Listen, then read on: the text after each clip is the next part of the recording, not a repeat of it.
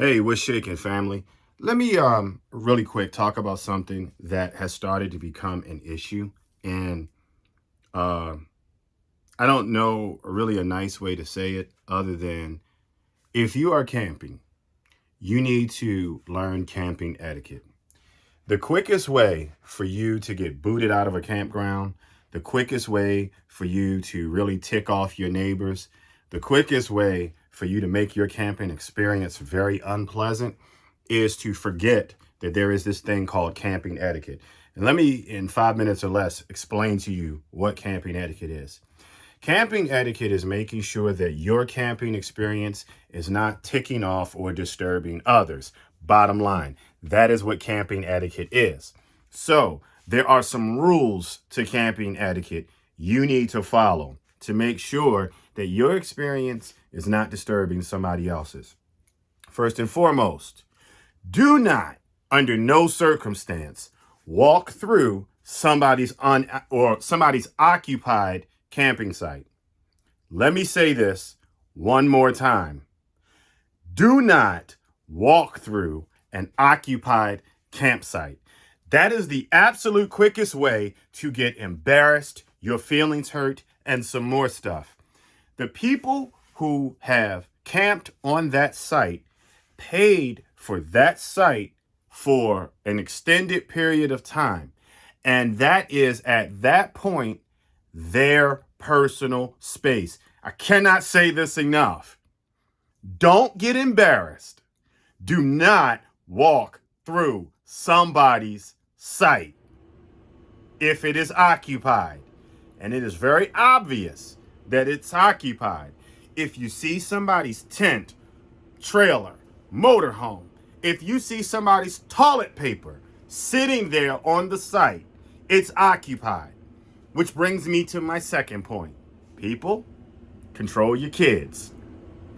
If your kids are camping with you, my children have been camping their entire life. My baby boy started camping when he was 4 months old.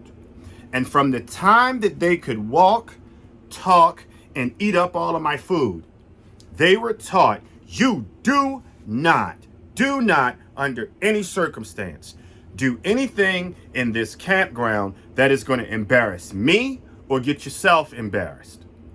Control your kids. Let them know if you're riding your bikes, stay on the path. If you're playing and you're at somebody else's site, stay on that site. Do not encroach into somebody else's space and be respectful. That's all you got to do. Please and thank you. It goes a long way. Stay out of people's sites that are occupied. Control your kids. Lastly, I cannot stress this enough.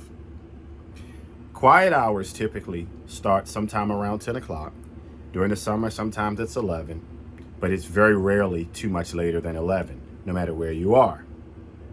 What that means, if you walk outside of your site and you can still hear your music, it's too loud. If your conversation can be heard several sites over, it's too loud. If your campfire is roaring so loud because you've stuck 20, 30 pieces of wood on it and it's disturbing the neighbors because they can't sleep because it's that bright, guess what? It's too much. Now, I know. You think because it's the summer and everybody's laid back and, things are just mellow that you can break that rule. Nah, it don't work that way. Again, it will get you put out. And it'll get you put out early. Guess who's not getting their money back? You got it. You're not getting a dime back. Quiet hours are put in place for people to be able to seek sanctuary in their camping apparatus and get some sleep in peace. It's all fair. You have from 7 in the morning to 11 o'clock in the evening to get drunk as a skunk if that's what you decide to do. But at 11 o'clock, you need to take your drunkenness back to your place and get the decibel levels down to where only the people in your site can hear you. Stay out of people's sites. Control your kids. Respect the quiet hours. There is one other thing I will say. Watch your speed. People have their kids out enjoying the campground. You don't own it. 5 to 7 miles an hour is all it takes.